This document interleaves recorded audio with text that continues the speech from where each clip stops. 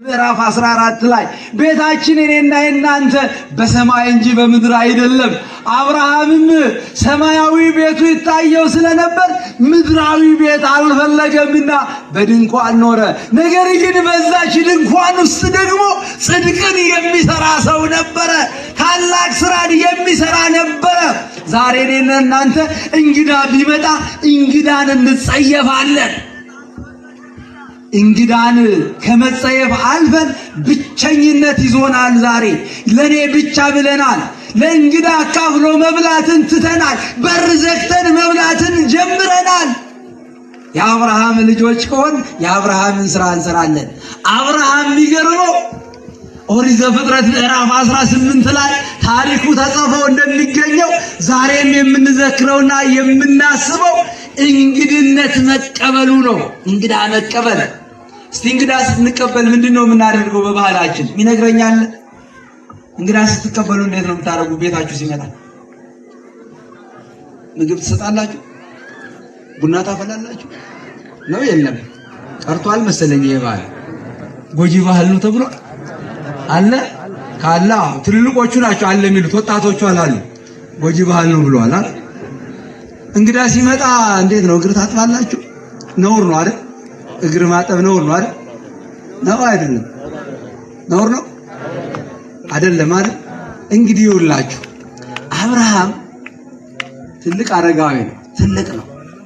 ነገር ግን እዚህ ጋር ምን ነግራችሁ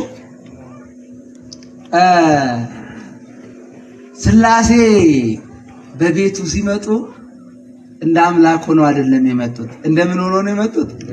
እንደ ሰው እንግዳ ሆነው እንደ ሰው እንግዳ ሆነው ነው የመጡ። ከዛ በፊት እንግዳ ካላገኘ አበው እንዳስተማሩን አብርሃም ምግብ አይበላም። ቤቱ መስቀልያ መንገድ ዳር ነው። መንገድ ዳር ከሆነ ምን ማለት ነው? መንገደኛ ይመጣል ይሄዳል። አብርሃም ቤትን ምን ያደርጋል? ማደሪያ ማረፊያ ያደርጋል። በሄደበት ቦታ አብርሃም ጋር ምግብ እንመገባለን ይላሉ።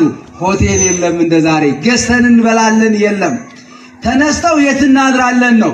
አብርሃም ጋር ሄደን እንበላለን። አብርሃምም የሚወጡና የሚወርዱትን እንግዶች ሁሉ እሱም ብሎ የሚወጡትን አይደለም መንገደኛውን ሁሉ ነው ግቡልኝ ቤቴ ብሉልኝ ጠጡልኝ የሚለው። የመልካም ነገር ጠላት የሆነው ጸላዔ ሰናያት ያኔ ይላሉ አበው ሲናገሩ ተመልከቱ። በሰው ተመስሎ መንገድ ላይ አብርሃም ጋር ሳይደርስ መንገድ ላይ ሰው መስሎ ቁጭ አለ። ማን? ጸላዔ ሰናያት ሰይጣን ማለት። ልብ በሉ፣ ሰይጣን መንፈስ ነው። ነገር ግን መምሰል ይችላል፣ ማስመሰል ይችላል። በምታት ራሱን ሌላ ማስመሰል ይችላል። መንገድ ላይ ቆሞ አሉ ቁጭ ብሎ እዛ ጋር የተፈነከተ ሰው መስሎ ደሙ የሚፈስ ሰው መስሎ አሳያቸው ይላል። እዛ ጋር ወደ መንገድ ሲሄዱ በዛ ሲያልፉ ወዴት እየሄዳችሁ ነው ይላል። ወደ አብርሃም ጋር። አብርሃም ማን ነው? እንግዳ ተቀባይ አይደለ? ወደ አብርሃም ጋር ልንስተናገድ እየሄድን ነው። አይ የድሮ አብርሃም መስሏችኋል እንዴ? አብርሃም አሁን ተቀይሯል፣ ጠባውን ቀይሯል።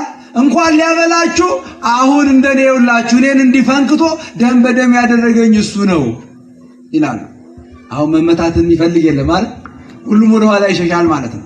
እየሸሸ አብርሃም ቢጠብቅ የለም፣ ቢጠብቅ የለም፣ ይርበዋልም ቢጠብቅ የለም። ከዛም በኋላ አሁን ማን ይጋፋ ታዲያ? ስላሴ መጋፋት ይችላል ዲያብሎስ? መቆምስ ይችላል?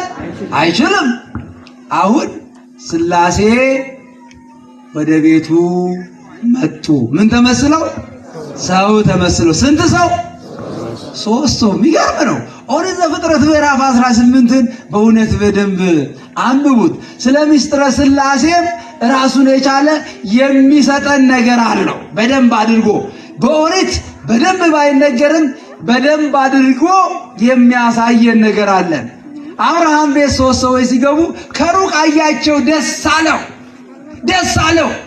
እንግዳ አጥቶ ነበር አይደል? ሰሞኑ ደስ አለው በጣም።